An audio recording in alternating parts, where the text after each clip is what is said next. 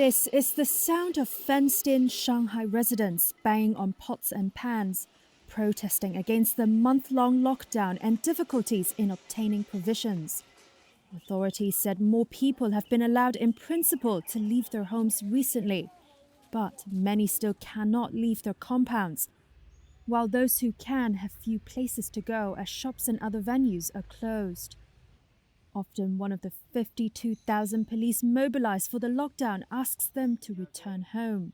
Many residents have grumbled at the inflexible policing, which sometimes does not take into account health emergencies or other individual circumstances. Meanwhile, in Beijing, authorities are in a race against time to prevent a Shanghai-like lockdown.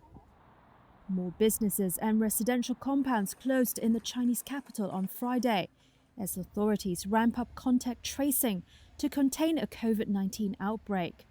A sign placed outside one residential complex read "Entry only, no exit." New COVID cases in Beijing remain in the dozens, officials said on Friday, a far cry from Shanghai's numbers. At a regular press conference, Chinese health officials did not respond to questions on whether Beijing will go under lockdown or what circumstances might prompt such measures.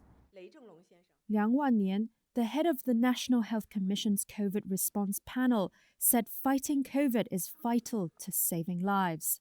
The battle against the COVID-19 epidemic overall is a war of resistance, a people's war. The fight against the pandemic is a systematic project.